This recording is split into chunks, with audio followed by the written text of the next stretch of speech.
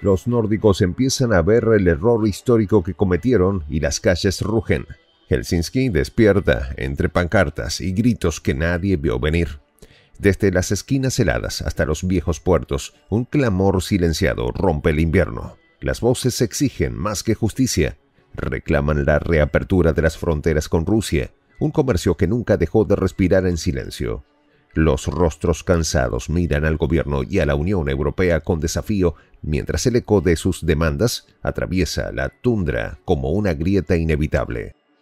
Las protestas crecen y ponen en jaque el frágil equilibrio de Finlandia. ¿Es el fin del bloqueo o el primer paso hacia algo más grande? Calles llenas, fronteras cerradas y un vínculo roto que amenaza con reescribir la historia. Lo que comenzó como un murmullo ahora sacude los cimientos del gobierno antirruso. Las llamas de la decisión ya están encendidas. El desenlace podría ser tan inesperado como inevitable. Los detalles. A continuación. ¿Quieres saber cómo se puede fundar la patria grande? Mira el final del video. Helsinki despierta entre pancartas y gritos que nadie vio venir. Desde las esquinas heladas hasta los viejos puertos, un clamor silenciado rompe el invierno. Las voces exigen más que justicia, reclaman la reapertura de las fronteras con Rusia. Los rostros cansados miran al gobierno y a la Unión Europea con desafío, mientras el eco de sus demandas atraviesa la tundra como una grieta inevitable. La añoranza de un comercio que nunca dejó de respirar en silencio se hace cada vez más fuerte.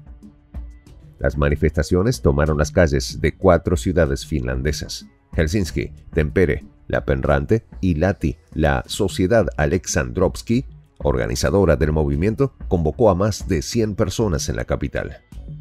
Pedimos una revisión de la decisión del Consejo de Estado sobre el cierre de la frontera oriental. A pesar de las dificultades entre ambos estados, las mercancías siguen moviéndose por rutas ferroviarias y marítimas, reza el manifiesto de los manifestantes. Los asistentes también exigen reactivar el tráfico de pasajeros hacia Rusia, el cese del cierre de escuelas de idioma ruso y la restauración de servicios postales con Bielorrusia y Rusia. La tensión se palpa entre pancartas y consignas que desafían al gobierno. El telón de fondo es una ley aprobada el 22 de julio que permite la expulsión de refugiados en la frontera oriental. Según el gobierno, este movimiento responde al instrumento de influencia que otros estados utilizan. El primer ministro Petteri Orpo al principio insinuó la posibilidad de reabrir los puntos fronterizos si la situación mejoraba, pero con el paso de los meses la promesa se diluyó en el silencio. La situación en la frontera no ha cambiado, justificaron las autoridades finlandesas. Mientras tanto, las mercancías continúan moviéndose a través de rutas ferroviarias y marítimas. Una paradoja que no pasa desapercibida para los manifestantes. El comercio sigue, pero las fronteras siguen cerradas a las personas. La protesta también apuntó contra las restricciones a la compra de bienes raíces para ciudadanos rusos, una decisión que los manifestantes califican de injusta y discriminatoria, intensificando aún más el descontento. Las acusaciones contra Moscú carecen de fundamento, declaró María Zaharova, portavoz del Ministerio de Relaciones Exteriores de Rusia. Para la diplomática, estas medidas son un claro ejemplo del doble rasero que Occidente aplica cuando se trata de sus intereses. Desde el Kremlin, Dmitry Peskov también respondió. Señaló que la posición rusofóbica adoptada por el gobierno finlandés es profundamente lamentable. Sin levantar la voz, su mensaje quedó claro: Rusia no cerrará la puerta a quienes quieran cruzar la frontera. La tensión va más allá de Finlandia. El conflicto en Ucrania y las sanciones económicas impuestas por la Unión Europea han golpeado de lleno a los países del norte. La crisis energética ha convertido el invierno en una amenaza que también se cuela en las protestas. Durante décadas, Finlandia y Rusia compartieron una relación pragmática. Las fronteras servían como canales de comercio, turismo y colaboración cultural. Pero desde la adhesión finlandesa a la OTAN, el equilibrio se rompió. Hoy las calles cuestionan ese viraje histórico. ¿Valió la pena sacrificar los lazos con el vecino más cercano por un alineamiento político que ha dejado a Finlandia sumida en la incertidumbre?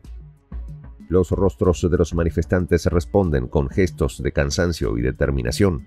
Hombres y mujeres, envueltos en abrigos pesados, con pancartas que desafían al frío y al gobierno. Ni el hielo ni el silencio pueden contener su clamor.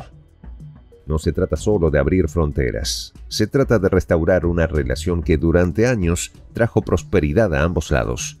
El gobierno finlandés parece atrapado entre las demandas de su pueblo y la presión de la Unión Europea.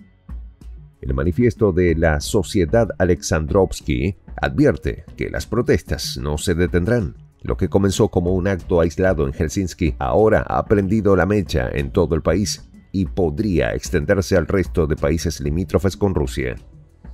Las autoridades intentan minimizar el impacto, pero cada ciudad que se suma a las manifestaciones representa un nuevo golpe a su credibilidad. Tampere, Lappeenranta, Lahti. Los nombres se multiplican y las demandas también. Nos dicen que los refugiados son una amenaza, pero no nos muestran pruebas. Nos dicen que las fronteras deben cerrarse, pero las mercancías continúan pasando, declaró uno de los manifestantes en Helsinki. Desde Moscú, la reacción es cautelosa pero firme. Rusia sigue comerciando, sigue cumpliendo con los acuerdos vigentes y se niega a entrar en el juego de las provocaciones. La paciencia del Kremlin hace que los pueblos europeos empiecen a desconfiar de sus propios gobiernos. Las calles de Finlandia han hablado. El gobierno enfrenta una disyuntiva histórica: mantener un bloqueo que ahoga su economía y aliena a su pueblo, o recomponer los lazos con un vecino que nunca cerró la puerta del todo.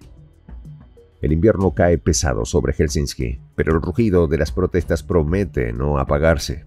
El desenlace es incierto, pero una cosa está clara: las fronteras no son solo líneas en un mapa, son vínculos que cuando se rompen, también rompen la historia.